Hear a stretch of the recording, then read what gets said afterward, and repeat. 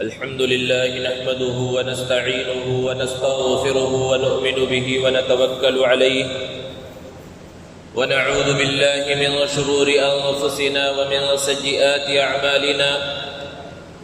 من يهد الله فلا مضل له ومن يضلل فلا هادي له ونشهد أن لا إله إلا الله وحده لا شريك له ونشهد أن سيدنا ومولانا محمدًا عبده ورسوله صلى الله تعالى عليه وعلى آله وأصحابه وبارك وسلم تسليماً كثيراً كثيراً أما بعد فأعوذ بالله من الشيطان الرجيم بسم الله الرحمن الرحيم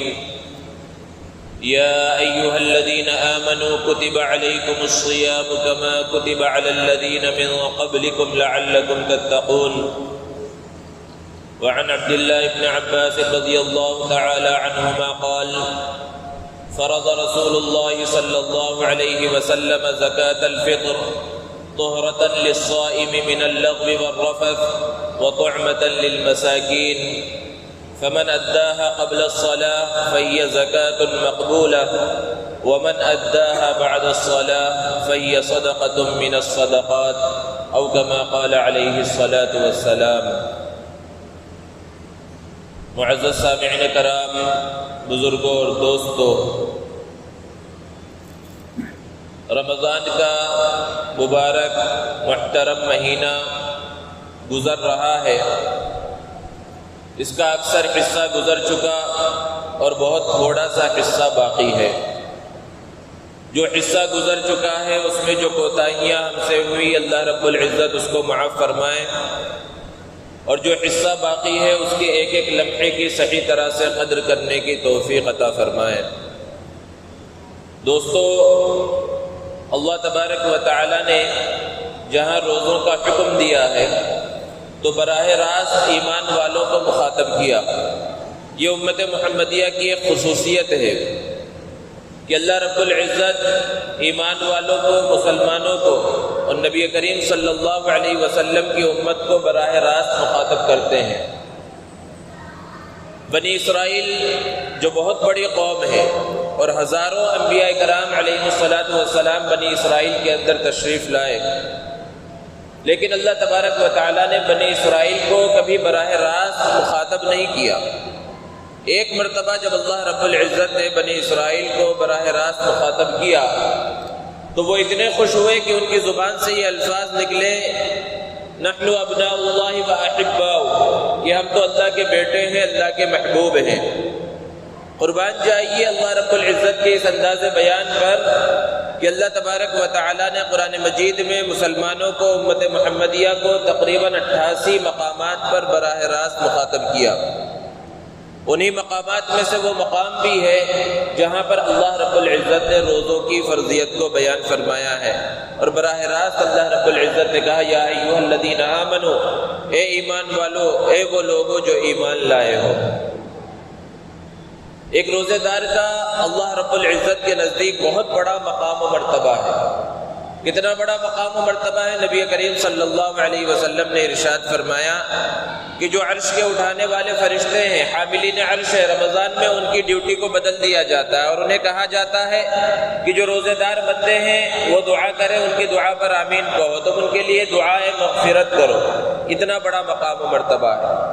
اور حدیث میں اللہ کے رسول صلی اللہ علیہ وسلم نے ارشاد فرمایا کہ روزے دار کے واسطے سمندر میں اور تالابوں میں جو مچھلیاں ہیں وہ اس کے لیے دعا کرتی ہیں۔ یہ مقام اور یہ مرتبہ اللہ رب العزت نے کیوں عطا فرمایا؟ محدثین اس کی حکمت بیان فرماتے ہیں کہ اللہ رب العزت کا ایک اصول ہے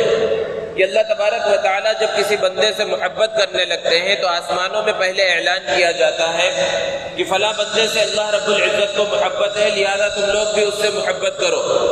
تو ساتویں آسمان کے جو فرشتے ہیں وہ اس سے محبت کرنے لگ جاتے ہیں، اور پھر اس کے بعد ان کے دیکھا دیکھی چھٹے آسمان کے جو فرشتے ہیں وہ اس سے محبت کرنے لگ جاتے ہیں، یہاں تک کہ سارے آسمان میں جو فرشتے ہیں وہ اس بندے سے محبت کرنے لگ جاتے ہیں۔ اور روزے دار بندے سے اللہ رب العزت کو محبت ہے تو آسمانوں کے سارے فرشتے روزے دار بندے سے محبت میں لگ جاتے ہیں۔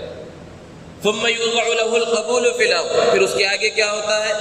کہ زمین میں بھی اس کے لیے مقبولیت رکھ دی جاتی ہے، اور زمین کی مخلوقات بھی اس بندے سے محبت کرنے لگتی ہیں، اور زمین کے اندر ایک نچلا جو درجہ ہے وہ سمندر کی تہ ہے، اور سمندر کی تہ کے اندر مچھلیاں ہوتی ہیں، تو آغاز ہوا تھا محبت کا آسمانوں سے، اور پھر زمین کی تہ کے اندر، سمندر کی تہ کے اندر تک جو مخلوق ہے وہ بھی اس بندے سے محبت کرنے لگتی ہیں۔ اور مچھلیاں اس انداز میں کہتی ہیں کہ پروردگار عالم جب فلاں بندے سے آپ کو محبت ہے تو اس محبت کا تقاضا یہ ہے کہ اسے معاف کر دیا جائے، اس کی ضرورتوں کو پورا کر دیا جائے، اس کی جائز تمناؤں کو پورا کر دیا جائے۔ یہ روزے دار بندے کا مقام اور مرتبہ ہے۔ دنیا کے اندر انسان بددعاؤں سے بچنے کی کوشش کرتا ہے، والدین کی بددعا سے بچنا چاہتا ہے، اساتذہ کی بددعا سے بچنا چاہتا ہے، بلکہ فقیروں تک کی بددعا سے انسان بچنے کی کوشش کرتا ہے۔ جس طرح عام طور پر جو فقیر ہے وہ آپ سے کچھ مانگے تو اگر کچھ ہے تو دے دیا، اور کبھی کچھ نہیں ہوتا یا نہیں دینے کا ارادہ ہوتا تو بولتے بھائی معاف کر دو یا آگے جاؤ، تو بہت سے فقیر ہیں وہ آگے چلے جاتے ہیں۔ لیکن اگر کوئی منہ پھٹ فقیر ہے تو وہ الٹی سیدھے الفاظ زبان سے نکالنے لگتا ہے کہ بھئی تیرا ستیہ ناش ہو جائے، تیرا کاروبار تباہ ہو جائے، تیری اولاد برباد ہو جائے۔ بعض ہوتے ہیں دماغ ان کا ٹھکانے پر نہیں ہوتا، اس طرح ان کی زبان سے الفاظ نکلتے ہیں، اب آدمی پریشان ہو جاتا ہے کہ کہیں اس کی بددعا لگ نہ جائے، اور اس کی بددعا کی وجہ سے کہیں میرا کاروبار نہ تباہ ہو جائے، کہیں میرے اولاد کو نقصان نہ ہو جائے، کہیں میرے کاروبار کی ترقی رک نہ جائے، اور پھر نہ چاہتے ہوئے بھی دینے کا ارادہ نہیں تھا لیکن اب پھر جیب میں ہاتھ ڈالتا ہے، کچھ ہوتا ہے تو نکال کر دیتا ہے، اور نہیں ہوتا تو بازو والے سے قرض لے کر نکال کر اسے دیتا ہے۔ کیوں؟ کیونکہ اسے ڈر ہے کہ کہیں اس کی بددعا نہ لگ جائے۔ تو ہر ایک کی بددعا سے بچنے کی فکر ہے، لیکن اگر فکر نہیں ہے تو پیارے آقا محمد عربی صلی اللہ علیہ وسلم کی بددعا سے بچنے کی فکر نہیں ہے۔ آپ نے سنا کہ اللہ کے رسول صلی اللہ علیہ وسلم نے ایسے روزے دار کو بددعا دی کہ رمضان کا مبارک مقدس اور محترم مہینہ آئے کسی مسلمان کے سامنے اسے ملے اور پھر وہ اپنی مغفرت کا، اپنی بخشش کا سامان نہ کر لے، اس کے لیے اللہ کے رسول صلی اللہ علیہ وسلم نے بددعا دی۔ زبان سے تو کوئی نہیں کہتا کہ مجھے فکر نہیں ہے، لیکن عمل کے ذریعے مسلمان یہی کر کے دکھلا رہے ہوتے ہیں کہ رمضان کا مہینہ آ گیا، اور جو قدر کرنے والے ہیں وہ تو قدر کر رہے ہیں، لیکن کتنا بڑا طبقہ مسلمانوں کا اور صحت مند لوگوں کا اور نوجوانوں کا ایسا ہے جو کھلے عام ہوٹلوں پر چائے نوشی کر رہا ہے، ہوٹلوں کے باہر پان ڈبوں پر کھڑے ہو کر سگریٹ اور بیڑی دن کے اوقات میں پھونک رہا ہے۔ کوئی ڈر نہیں ہے، ایسا محسوس ہوتا ہے اللہ کا ڈر نکل گیا ہے دلوں سے۔ یہ کھلے عام رمضان کی بے قدری نہیں ہے، یہ کھلے عام اللہ کے رسول صلی اللہ علیہ وسلم کی بددعاؤں کا مستحق بننا نہیں ہے۔ حالانکہ اللہ کے رسول صلی اللہ علیہ وسلم کے بارے میں آپ سنتے ہیں کہ آپ صلی اللہ علیہ وسلم رحمت للعالمین ہے، آپ صلی اللہ علیہ وسلم کے راستے میں کانٹے بچھائے گئے، آپ نے بددعا نہیں دی، آپ کی مبارک پشت پر اونٹ کی اوجھڑی ڈالی گئی، آپ نے بددعا نہیں دی، طائف میں آپ کو لہو لہان کر دیا گیا، آپ نے بددعا نہیں دی، آپ صلی اللہ علیہ وسلم کی بیٹیوں کو طلاق دلوائی گئی، آپ صلی اللہ علیہ وسلم نے بددعا نہیں دی، آپ صلی اللہ علیہ وسلم کی زوج محترمہ پر الزام لگایا گیا، تہمت لگائی گئی، آپ نے بددعا نہیں دی، لیکن بددعا دی تو کس کو دی اللہ کے رسول صلی اللہ علیہ وسلم نے؟ اس مسلمان کو جو رمضان کی صحیح طرح سے قدر نہ کرے۔ اور پھر اللہ کے رسول صلی اللہ علیہ وسلم کی بددعا یہ کوئی معمولی چیز نہیں ہے، کیونکہ جب اللہ کے رسول صلی اللہ علیہ وسلم کو نبوت کی عظیم ذمہ داری سے سرفراز کیا گیا اور ارشاد ہوا وَأَنذِرْ عَشِيرَتَكَ الْأَقْرَبِينَ کہ جو آپ کے قریبی رشتہ دار ہیں پہلے ان سے اس ذمہ داری کا آغاز کیجئے، انہیں ڈرائیے، انہیں دین کا پیغام پہنچائیے۔ آپ صلی اللہ علیہ وسلم نے مکہ کے لوگوں کو، اپنے خاندان والوں کو جمع کیا اور انہیں دین کا پیغام پہنچایا، تو مجمع کے اوپر سناٹا طاری ہو گیا، کیونکہ بہت زمانے کے بعد وہ ایک نئی چیز سن رہے تھے، سب کے سب خاموش رہے، کسی نے کچھ نہیں کہا، لیکن اللہ کے رسول صلی اللہ علیہ وسلم کے چچا ابو لہب وہ خاموش نہ رہ سکا، اس کی زبان سے یہ الفاظ نکلے بددعا کے اللہ کے رسول صلی اللہ علیہ وسلم کے واسطے تبا لک یا محمد الہذا جمعتنا، یہ محمد تم برباد ہو جاؤ، کیا اسی لیے ہم کو جمع کیا تھا؟ جب یہ الفاظ ابو لہب کی زبان سے نکلے، روایتوں کے اندر ہے کہ اللہ کے رسول صلی اللہ علیہ وسلم کو سخت تکلیف ہوئی، اور اللہ کے رسول صلی اللہ علیہ وسلم نے بدلے میں اس کو بھی بد دعا دینا چاہا، صرف آپ نے ارادہ کیا لیکن آپ نے بد دعا نہیں دی، لیکن اللہ کے رسول صلی اللہ علیہ وسلم کے دل کی خواہش کو بھی اللہ رب العزت پورا کرنے والے ہیں۔ اللہ تبارک و تعالی نے صرف خواہش جو اللہ کے رسول صلی اللہ علیہ وسلم کی تھی اس کو پورا کیا، اور قرآن مجید کے اندر ایک مکمل سورت ابو لہب کے اوپر بد دعا دیتے ہوئے نازل فرمائی، اور انہی الفاظ میں بد دعا کے الفاظ ہیں جن الفاظ میں ابو لہب کی زبان سے نکلے تھے۔ اس نے تبا لک یا محمد کہا تھا، اور اللہ رب العزت نے بیان فرمایا تبت یدا ابی لہب وتب، کہ ابو لہب کے ہاتھ تباہ و برباد ہو جائے۔ اور پھر ہوا کیا؟ اس بد دعا کا اثر کیا ہوا کہ جو قبیلے کا سردار سمجھا جاتا تھا، قریش کا سردار سمجھا جاتا تھا، اور جس کی قبیلے کے اندر بہت عزت تھی، ایسی غلیظ ترین بیماری کے اندر مبتلا ہوا کہ جان چھڑکنے والی بیوی نے ساتھ چھوڑ دیا، اس کی اولاد نے ساتھ چھوڑ دیا، اور اس کو ایک چارپائی کے اوپر لٹا کر کچرے کنڈی کے پاس رکھ دیا گیا۔ اسی حالت میں وہ تڑپ تڑپ کر مر گیا، اور پھر کسی گڑھے کو کھود کر اس کی لاش کو اس کے اندر ڈھکیل دیا گیا۔ کسی نے اس کی صحیح طرح سے تدفین اور تکفین بھی نہیں کی۔ یہ انجام ہوا کس کا؟ اس شخص کا جس کے لیے اللہ کے رسول صلی اللہ علیہ وسلم نے صرف بد دعا دینے کا ارادہ کیا تھا۔ تو ذرا اندازہ لگائیے اور تصور کیجئے کہ اللہ کے رسول صلی اللہ علیہ وسلم نے اپنی زبان مبارک سے جس کو بد دعا دے دی، پھر اس کا انجام کیا ہوگا۔ اس لیے ضرورت اس بات کی ہے کہ اللہ کے رسول صلی اللہ علیہ وسلم کی بد دعا سے بچنے کی فکر کی جائے، اور رمضان کے مبارک مہینے کی صحیح طرح سے قدر کیا جائے۔ خود مشاہدہ کریں کہ جب رمضان کا آغاز ہوا تھا تو مسجدیں کس طرح نمازیوں سے بھر گئی، اور ابھی رمضان کا مہینہ ختم بھی نہیں ہوا۔ جیسے جیسے رمضان کا مہینہ آگے بڑھا،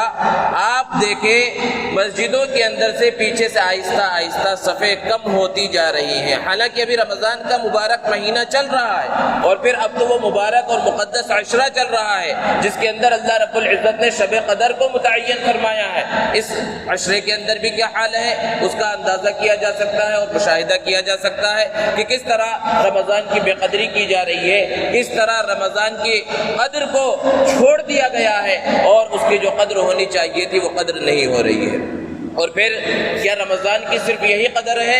رمضان کی قدردانی یہی ہے کہ رمضان کا مہینہ آ جائے تو ہم مسجدوں کے اندر آ جائیں، 5 وقت کے نمازی بن جائیں، تکبیر تحریمہ سے نماز پڑھنے والے بن جائیں، اور پھر جیسے ہی رمضان کا مہینہ چلا جائے آپ خود دیکھیں، مشاہدہ کریں کہ ابھی رمضان کا مہینہ گزرتا ہے، ابھی عید کا دن بھی نہیں آتا، ابھی رمضان کے بعد شوال کا عید الفطر کا چاند نکلتا ہے، اور پھر اس کے بعد جو عشاء کی نماز آتی ہے اس عشاء کی نماز اور اس کے بعد اگلے دن فجر کی نماز میں ہی مصلیوں کی تعداد میں جو فرق ہے رمضان اور غیر رمضان کا، وہ آپ کو کھلی آنکھوں سے نظر آئے گا۔ اس سے کیا سمجھ میں آ رہا ہے کہ ہم نے یہ سمجھ رکھا ہے کہ رمضان کے مہینے کے اندر تو نماز فرض ہے، اور رمضان کا مہینہ چلا گیا، اب نماز کی کوئی ضرورت نہیں ہے۔ آپ پورے قرآن مجید کو اٹھا کر دیکھیے،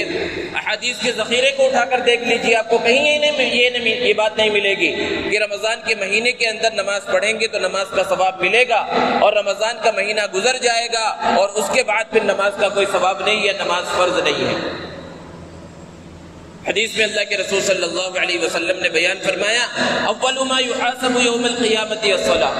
قیامت کے دن سب سے پہلے نماز کے بارے میں سوال کیا جائے گا۔ اگر انسان کی نماز صحیح ہوگی دوسرے اعمال بھی صحیح نکلیں گے، اور اگر نماز کے اندر ہی گڑبڑی ہو گئی تو آگے کے جو مراحل ہیں وہ بہت مشکل ہو جائیں گے۔ اور پیارے آقا صلی اللہ علیہ وسلم نے ارشاد فرمایا، قرۃ عینی فی الصلاۃ، میری آنکھوں کی ٹھنڈک وہ نماز کے اندر رکھی گئی ہے۔ جہنمی جب جہنم کے اندر داخل ہو جائیں گے ان سے ایک سوال کیا جائے گا، ما سلککم فی سقر، کہ آخر تم جہنم کے اندر کیوں آئے، کس گناہ کی وجہ سے تمہیں جہنم کے اندر ڈالا گیا ہے؟ ان کا جواب ہوگا، لم نک من المصلین، ہم دنیا کے اندر نماز نہیں پڑھتے تھے۔ ذرا اندازہ کیجئے اور غور کیجئے کہ جہنمیوں کا ایک بڑا طبقہ صرف اس وجہ سے جہنم کے اندر جائے گا کہ وہ نماز نہیں پڑھتا تھا۔ وہ خود جواب دیں گے، لم نک من المصلین، ہم نماز نہیں پڑھتے تھے۔ ایک دوسری جگہ پر اللہ رب العزت نے بیان فرمایا فویل للمصلین الذین هم عن صلاتهم ساہون، کہ ان نمازیوں کے لیے ہلاکت اور بربادی ہے جو نماز سے غفلت برتتے ہیں۔ نماز سے غفلت برتتے ہیں کا مطلب نماز تو پڑھتے ہیں، وقت پر نہیں پڑھتے یا خشوع اور خضوع کے ساتھ نہیں پڑھتے، ان کے لیے اللہ رب العزت نے اتنی سخت وعید بیان فرمائی کہ ارشاد فرما ویل للمصلین۔ بعض مفسرین نے بیان فرمایا کہ ویل کے معنی ہلاکت، تباہی اور بربادی کے ہیں، جبکہ بعض مفسرین کا یہ کہنا ہے کہ ویل جہنم کے اندر ایک ایسی خطرناک وادی ہے کہ جہنم کی دوسری وادیاں اس سے پناہ مانگتی ہے، اس کے اندر ایسے نمازیوں کو ڈالا جائے گا جو صحیح انداز میں نماز نہیں پڑھتے، وقت پر نماز نہیں پڑھتے، خشوع خضوع کے ساتھ نماز نہیں پڑھتے۔ تو اندازہ لگائیے کہ جو بالکل ہی نماز نہیں پڑھتے ان کا پھر انجام کیا ہوگا۔ تو بالکل یہ رمضان کی قدر نہیں ہے، اصل رمضان کی قدر تو یہ ہے، رمضان کا مبارک اور محترم مہینہ تو اس وجہ سے آتا ہے کہ اس رمضان کے مہینے کے اندر اتنی ریہرسل کر لی جائے اور اس طرح اپنے آپ کو تیار کر لیا جائے کہ باقی 11 مہینے ہماری یہ مشق، ہماری یہ ریہرسل، ہماری یہ پریکٹس باقی 11 مہینے نماز پر اور دوسرے عبادتوں کے اوپر ابھارے۔ اگر ایسا نہیں ہو رہا ہے اور رمضان کے گزرنے کے بعد ہماری عبادتیں ختم ہو جائیں، ہماری تلاوت ختم ہو جائے، ہماری نماز ختم ہو جائے اور ان سب چیزوں کے اندر اگر کمی آ جائے تو پھر یہ سمجھا جائے گا کہ ہم نے رمضان کی صحیح طرح سے قدر ہی نہیں کی۔ رمضان کی جس طرح سے قدر کرنا چاہیے تھا اس طرح ہم نے رمضان کی قدر نہیں کی۔ اس لیے ضرورت اس بات کی ہے کہ اس رمضان کے اندر خاص طور پر یہ ارادہ کر لیا جائے پختہ۔ دنیا کے حالات کتنی تیزی کے ساتھ تبدیل ہو رہے ہیں، آپ خود مشاہدہ کر رہے ہیں، ہر جگہ کے حالات خراب ہیں، بیماریاں ہیں، لوگوں کی بہت زیادہ موت آ رہی ہے اور روزانہ جو ہے ہم خبریں پڑھتے ہیں طرح طرح کے حالات، برے حالات کی۔ لیکن ہم اپنا محاسبہ کریں، اپنے اوپر نظر ڈالیں کہ کیا ہماری زندگیوں کے اندر بھی کوئی تبدیلی آئی ہے؟ پہلے جب حالات امن و اطمینان والے تھے، جیسے اس وقت ہماری زندگی گزر رہی تھی، غفلت کی زندگی تھی، بالکل اسی حال میں اب جب کہ حالات خراب ہیں اور یہ موقع ہے رجوع الی اللہ کا، اللہ کی طرف رجوع ہونے کا، اللہ کو منانے کا، اللہ کے سامنے گڑ گڑانے کا، لیکن ہمارے حالت کے اندر ذرہ برابر تبدیلی نہیں ہے۔ اس لیے رمضان کا مبارک اور مقدس مہینہ ایسے حالات میں ہمیں ملا ہے، اس لیے اس کے اندر یہ پختہ ارادہ کر لینا چاہیے کہ خاص طور پر اب ہم نماز کبھی نہیں چھوڑیں گے، نمازوں کی قضا نہیں کریں گے، نمازوں کی 5 وقتہ نماز کی جماعت کے ساتھ، پابندی کے ساتھ ادا کرنے کی فکر کریں گے۔ اس رمضان کے اندر یہ پختہ ارادہ کر لیں۔ اگر ہم نے پختہ ارادہ نہ کیا اور عمل کی نیت نہ کی اور عمل کے اندر نہ لگے تو پھر رمضان کے مہینے آتے جاتے رہیں گے اور ہماری زندگیوں کے اندر کوئی تبدیلی نہیں آئے گی۔ یہ سب سے بڑی فکر ہے جو ہمیں کرنا ہے۔ جیسا کہ گزشتہ جمعے میں بیان کیا گیا تھا صدقہ فطر کے بارے میں، حضرت عبداللہ ابن عباس رضی اللہ تعالی عنہما سے ایک روایت ہے کہ اللہ کے رسول صلی اللہ علیہ وسلم نے ارشاد فرمایا کہ فرض رسول اللہ صلی اللہ علیہ وسلم زکوٰۃ الفطر، کہ حضور اکرم صلی اللہ علیہ وسلم نے صدقۃ الفطر کو واجب فرمایا اور اس کے 2 مقصد بیان فرمائے۔ پہلا مقصد طہرۃ للصائم من اللغو والرفث، کہ روزے دار ہے اور روزے دار انسانی ہے، رمضان کی صحیح طرح سے قدر کرنی چاہیے تھی، روزہ رکھ لیا، اب روزے کے صحیح انداز میں قدر کرنی چاہیے تھی، لیکن کچھ نہ کچھ کمی اور کوتاہی ہو جاتی ہے، زبان سے کچھ غلطیاں ہو جاتی ہیں، دیگر اعضاء سے کچھ غلطیاں ہو جاتی ہیں۔ اللہ کے رسول صلی اللہ علیہ وسلم نے بیان فرمایا طہرۃ للصائم من اللغو والرفث، جو کچھ کمی کوتاہی ہو گئی ہے صدقۃ الفطر کے ذریعے اللہ رب العزت اس کمی کوتاہی کو پورا فرما دیں گے۔ ایک مقصد صدقۃ الفطر کا یہ ہے، اور دوسرا اہم مقصد وطعمۃ للمساکین، کہ مسکینوں، غریبوں اور فقیروں کی عید کا سامان ہو جائے گا، ان کے کھانے پینے کا کچھ انتظام ہو جائے گا۔ ان 2 مقاصد کے لیے اللہ رب العزت نے صدقۃ الفطر کو واجب فرمایا ہے۔ اور پھر آگے اللہ کے رسول صلی اللہ علیہ وسلم نے بیان فرمایا فمن اداها قبل الصلاة فهي زکاۃ مقبولہ، کہ یہ کب ادا کرنا ہے؟ عید الفطر کی نماز سے پہلے اس کو ادا کرنا ہے تو وہ صدقۃ الفطر مقبول ہوگا۔ اور اگر جس کے اوپر صدقۃ الفطر واجب تھا، عید الفطر بھی گزر گئی، عید کی نماز بھی پڑھ لیا، تب بھی اسے ادا ہی کرنا ہے، لیکن جو ثواب صدقۃ الفطر کا ملنا چاہیے تھا وہ نہیں ملے گا، عام صدقے کا اب ثواب ملے گا۔ فهي صدقۃ من الصدقات۔ اور پھر یہ صدقۃ الفطر کس پر واجب ہے؟ جو صاحب نصاب ہے، جس کے پاس بھی 52.5 تولہ چاندی کے بقدر ملکیت کے ہے یا اس کی مالیت اس کے پاس موجود ہے، چاہے اس کے پاس اس کی ضروریات اصلیہ سے زائد کچھ ایسا سامان ہے جس کو وہ استعمال نہیں کرتا اور اس کی قیمت 52.5 تولہ چاندی تک پہنچ جاتی ہے، تو اس شخص کے اوپر بھی اس کی اپنی طرف سے اور اپنے نابالغ اولاد کی طرف سے صدقۃ الفطر کا نکالنا واجب ہے۔ زکوٰۃ کے اندر اور صدقۃ الفطر کے اندر بڑا فرق ہے۔ زکوٰۃ کے واجب ہونے کے واسطے مال کا مال نامی ہونا ضروری ہے، یعنی ایسا مال جو بڑھتا ہو اور اس کے اندر بہت ساری شرائط ہیں، اس میں سال کا گزرنا ہے، جبکہ صدقۃ الفطر کے اندر کوئی سا بھی مال انسان کے پاس ہو جو تقریباً 62 گرام چاندی کے برابر ہو، یعنی 52.5 تولہ چاندی جو عام طور پر کہہ دیا جاتا ہے، جو تقریباً 30، 35 اور 40 ہزار کے درمیان ہوتا ہے، اگر اتنی مالیت کسی کے پاس ہے، وہ نقد روپیوں کی شکل میں ہو، سونے چاندی کی شکل میں ہو، مال تجارت کی شکل میں ہو، یا کہیں پر انویسٹ کر رکھا ہے اور اتنے پیسے وہاں لگے ہوئے ہیں، یا پھر اس کے پاس ضرورت سے زائد سامان جیسے 1 سے زائد گاڑیاں، 1 سے زائد موبائل وغیرہ ہیں اور ان کی قیمت بھی 52.5 تولہ چاندی تک پہنچ جاتی ہے، تو اس شخص کے اوپر اپنی طرف سے اور اپنے نابالغ اولاد کی طرف سے صدقۃ الفطر کا نکالنا واجب ہے۔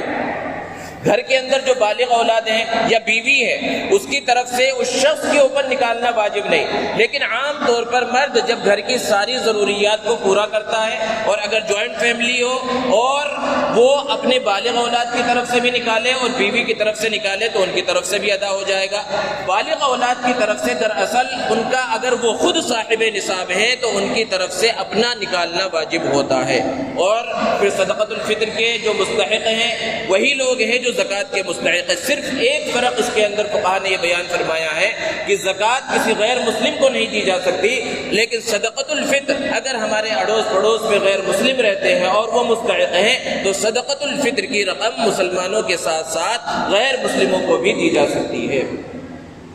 اور اب جیسے حالات چل رہے ہیں دنیا کے اور بیماریوں کے حالات چل رہے ہیں، اور بہت سی مرتبہ بیماری کے اندر جن چیزوں کی اب ضرورت پڑ رہی ہے، جیسے کہ سب سے بڑا مسئلہ جو ہے آکسیجن کا ہے، تو ایسے حالات میں رمضان کا مہینہ اللہ کے رسول صلی اللہ علیہ وسلم کے بارے میں ہے کہ آپ کی سخاوت تو ہمیشہ چلتی رہتی تھی، لیکن رمضان کے مہینے کے اندر آپ کی سخاوت کے اندر اور زیادہ اضافہ ہو جاتا تھا۔ اس لیے اپنے اڑوس پڑوس میں، محلے کے اندر کہیں پر بھی اگر کچھ لوگ ایسے ہوں جنہیں کسی مدد کی ضرورت ہو اور ہمارے اندر استطاعت ہو کہ اسی درجے کے اندر ہم ان کی مدد کر سکتے ہوں، چاہے وہ مسلمان ہو یا غیر مسلم ہو،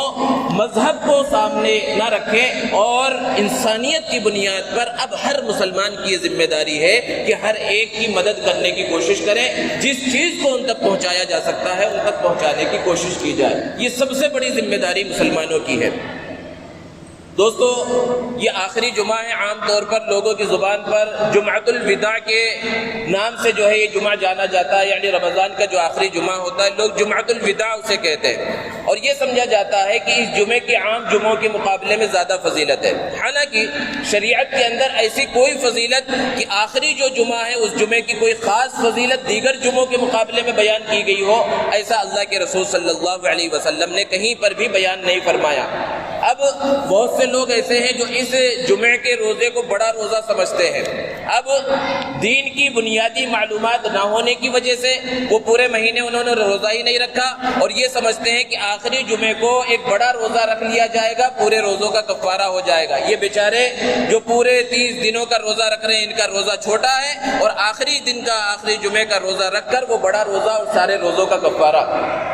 بہت سے لوگ ہیں جو دین کے اندر طرح طرح کی چیزوں کو ایجاد کرتے ہیں جن کا دین سے کوئی تعلق نہیں۔ اسی میں سے ایک چیز قضاء عمری کی نماز بھی ہے، جو ادھر بہت دنوں سے سوشل میڈیا کے اوپر اس کا ایک طریقہ گشت کر رہا ہے، اور ہر سال ایسا ہی ہوتا ہے جب بھی جمعۃ الوداع آتا ہے یا کوئی عبادت والی رات، جگنے کی رات آتی ہے، کہ اگر آپ کی بہت ساری نمازیں چھٹی ہوئی ہیں، فکر کرنے کی کوئی ضرورت نہیں ہے، آخری جمعہ آئے گا جمعۃ الوداع، اس کے اندر اتنی رکعتیں پڑھ لینی ہیں اور اس کے اندر فلاں فلاں سورہ آپ کو پڑھ لینا ہے، اور پورے جو قضاء عمری ہے، عمر بھر کی نمازیں، کئی سالوں کی نمازیں چھٹی ہوئی ہے، سب کی جانب سے کفارہ ہو جائے گا۔ یہ سراسر بہتان ہے نبی کریم صلی اللہ علیہ وسلم پر۔ اللہ کے رسول صلی اللہ علیہ وسلم نے ایسی کوئی بات بیان نہیں فرمائی، اور شریعت میں ایسی کوئی چیز ہے ہی نہیں۔ نماز اتنی اہم عبادت ہے کہ نماز کا ہر حال میں پڑھنا ہی ضروری ہے، کسی اور ذریعے سے وہ نماز کا کفارہ ہو ہی نہیں سکتا۔ نمازیں چھوٹ گئی ہیں، اس کا قضا کرنا ہی ضروری ہے۔ 2 اور 4 رکعت نمازوں کے ذریعے پوری عمر کی نمازوں کا جو ہے کفارہ نہیں ہو سکتا، اس کو بھی سمجھنے کی ضرورت ہے۔ یہ غلط فہمی ہے جو پھیلائی گئی ہے۔ تو بہرحال یہ ایک آخری جمعہ ہے، اس کے بعد جو جمعہ آئے گا ہو سکتا ہے اسی دن عید ہو یا اس سے ایک دن پہلے عید ہوگی۔ اور جو آخری رات آتی ہے، جو چاند رات جو کہلاتی ہے، یہ بہت اہم رات ہے، جیسا کہ ابھی ابتدا کے اندر آیا گزرا، یہ بات بیان کی گئی کہ اس رات جو ہے عام طور پر سمجھتے ہیں رمضان ختم ہو گیا اور ادھر ادھر شہر کے چکر لگانے میں لوگ جو ہے مشغول ہو جاتے ہیں، حالانکہ وہ رات بہت قیمتی رات ہے، اسے لیلۃ الجائزہ کہا جاتا ہے، یعنی انعام کی رات ہے۔ پورے مہینے ہم نے جو مزدوری کی، ایک اعتبار سے اس کو حدیث کے اندر مزدوری کہا گیا کہ اللہ کی عبادت کے اندر لگے ہوئے ہیں، اب وہ اجر لینے کا ٹائم آیا ہے، وہ اجرت لینے کا ٹائم آیا ہے، تنخواہ حاصل کرنے کا ٹائم آیا ہے۔ اس رات اللہ رب العزت کی خاص عبادت کرنی چاہیے۔ اور پھر اس کے بعد جو اگلا دن ہے وہ عید الفطر، اسے یوم الجائزہ کہا جاتا ہے، وہ انعام حاصل کرنے کا دن ہے۔ پورے مہینے ہم نے جو روزے رکھے اور اللہ کی عبادت کی، تراویح پڑھی، تلاوت کی، ان سب کے اجر لینے کا وہ دن آ گیا۔ اور اس دن شکرانے کے طور پر 2 رکعت عید الفطر کی نماز پڑھی جاتی ہے عیدگاہ کے اندر، یا جیسے حالات و مسجدوں میں بھی بعض مرتبہ ادا کی جاتی ہے۔ تو ہونا تو کیا چاہیے کہ وہ عید کا دن تو عبادت کا دن ہے، اللہ کو منانے کا دن ہے، اللہ سے لینے کا دن ہے، عیدگاہ کے اندر پہلے پہنچ جائے اور عید کی نماز بالکل سکون اور اطمینان کے ساتھ ادا کریں۔ لیکن ہوتا کیا ہے، وقت کو بھی متعین کر دیا جاتا ہے کہ اتنے بجے عید کی نماز ہوگی، اور بار بار اعلان کیا جاتا ہے بھئی عید کی نماز کا وقت قریب آ رہا ہے، لیکن لوگ گھروں سے نکلنے کے واسطے تیار نہیں ہوتے اور بالکل اس وقت پہنچتے ہیں جب نماز کھڑی ہو جاتی ہے۔ اور عام طور پر عید سے پہلے بیان تھوڑا مختصر سا ہوتا ہے، اس میں عید کی نماز کا طریقہ بھی بتا دیا جاتا ہے، کیونکہ سال میں صرف 2 مرتبہ نماز ادا کی جاتی ہے، عام طور پر لوگوں کے ذہنوں میں ہوتا نہیں۔ لیکن وہ جو عید کی نماز کا طریقہ بتایا جاتا ہے وہ تو ان لوگوں کے واسطے ہوتا ہے جو وہاں موجود ہیں اور وہ سن لیتے ہیں، لیکن ایک بہت بڑا طبقہ ایسا ہوتا ہے جو بعد میں پہنچتا ہے، جب امام تکبیر تحریمہ کہہ چکا ہوتا ہے، جب وہ طبقہ پہنچتا ہے، اب انہیں معلوم ہی نہیں ہے، ادھر ادھر دیکھ رہے ہیں، آس پاس والوں کو دیکھ کر نماز ادا کر رہے ہیں، یا پھر اب دیر ہو گئی تو پھر عید کی نماز کس انداز میں ادا کی جائے گی وہ معلوم نہیں ہو۔ اس لیے اس بات کو مناسب سمجھا گیا کہ اگر پہلے تو بالکل یہ کوشش ہونی چاہیے کہ عیدگاہ کے اندر عید کی نماز سے پہلے ہی ہم اطمینان اور سکون کے ساتھ پہنچ جائیں اور اطمینان اور سکون کے ساتھ نماز کو ادا کریں، اور جو طریقہ اگر نہیں بھی معلوم ہے پہلے بتا دیا جائے، غور سے سن لیا جائے، اس کے مطابق ادا کیا جائے۔ لیکن کسی وجہ سے اگر کسی کو دیر ہو گئی اور نماز شروع ہو گئی اور امام جیسے کہ تکبیر تحریمہ کے بعد ثنا پڑھی جاتی ہے، پھر 3 زائد تکبیریں جو عید کی ہے کہی جاتی ہیں اور تینوں تکبیروں میں ہاتھوں کو کانوں تک اٹھایا جاتا ہے، امام نے یہ تینوں تکبیریں کہہ دی، اب کوئی شخص پہنچا، اب اس کے لیے کیا حکم ہے؟ اس کا حکم یہ ہے کہ وہ تکبیر تحریمہ کہہ کر نماز میں شامل ہو جائے، اور امام اگر ابھی قرات کر رہا ہے تو وہ تینوں زائد تکبیریں اللہ اکبر کہہ لے اسی حال میں اور پھر نماز میں شامل ہو جائے۔ اب کچھ اور سست لوگ ہیں کہ قرات بھی مکمل ہو گئی، امام رکوع کے اندر چلا گیا ہے، اب اس وقت پہنچے، تو اندازہ لگائے کہ اگر ہم تکبیر تحریمہ کے بعد 3 زائد تکبیریں کہہ کر کیا رکوع کو حاصل کر سکتے ہیں؟ اگر رکوع ملنے کی امید ہے تو تکبیر تحریمہ کے بعد 3 زائد تکبیریں کہہ کر رکوع کے اندر شامل ہو جائے۔ لیکن اگر یہ اندیشہ ہو کہ اگر ہم تکبیر کہنے میں لگیں گے تو یہ پہلی رکعت چھوٹ جائے گی، امام جو ہے رکوع سے اٹھ جائے گا، تو پھر فوراً تکبیر تحریمہ کہہ کر رکوع کے اندر چلے جائیں اور رکوع کے اندر رکوع کی تسبیح پڑھنے کے بجائے ہاتھ اٹھائے بغیر 3 مرتبہ اللہ اکبر کہیں اور پھر اس کے بعد نماز کو مکمل کریں۔ اب کچھ ایسے بھی لوگ ہوں گے جو اس سے بھی دیر میں پہنچیں گے، یہ رکعت ہی نکل چکی، پہلی رکعت ہی نکل گئی، دوسری رکعت کے اندر شامل ہوئے، پہلی رکعت کا رکوع نہیں ملا، تو جب امام سلام پھیرے گا تو جس طرح مسبوق جس کی رکعت چھٹی ہوئی ہوتی ہے وہ نماز مکمل کرنے کے واسطے کھڑا ہوتا ہے، وہ دوبارہ نماز کے لیے کھڑا ہو، لیکن ثنا پڑھنے کے بعد تکبیر نہیں کہے گا زائد تکبیر ہے، ثنا پڑھنے کے بعد عام نمازوں کی طرح سورہ فاتحہ پڑھے گا، سورت پڑھے گا، اور رکوع سے پہلے 4 تکبیریں کہے گا، جس میں سے 3 عید کی تکبیر زائد تکبیریں ہوں گی جس میں کانوں تک ہاتھ کو اٹھایا جائے گا اور چوتھی رکوع کی تکبیر کہہ کر پھر نماز رکوع کیا جائے گا اور پھر اس کے بعد نماز کو مکمل کیا جائے گا۔ اور اگر کوئی ایسا شخص ہے جس کی دونوں رکعتیں نکل گئی تو پھر بالکل اسی انداز میں کہ سلام پھیرنے کے بعد وہ نماز کے لیے کھڑا ہوگا اور پہلی رکعت میں ثنا کے بعد زائد تکبیریں کہے گا اور نماز کو مکمل کرے گا، اور دوسری رکعت کے اندر سورہ فاتحہ اور سورت پڑھنے کے بعد زائد تکبیریں کہے گا۔ اگر صرف ایک رکعت چھٹی ہے تو اس مسئلے کو سمجھنے کی ضرورت ہے کہ جب اس رکعت کو مکمل کیا جائے گا تو ثنا پڑھنے کے بعد فوراً زائد تکبیریں نہیں کی جائے گی بلکہ بعد میں زائد تکبیریں کہی جائیں گی سورت پڑھنے کے بعد۔ اللہ رب العزت سے دعا ہے اللہ تبارک و تعالی ہمیں تمام مسائل کو صحیح طرح سے سمجھ کر اس پر عمل کرنے کی توفیق عطا فرمائے۔ وآخر دعوانا الحمدللہ رب العالمین۔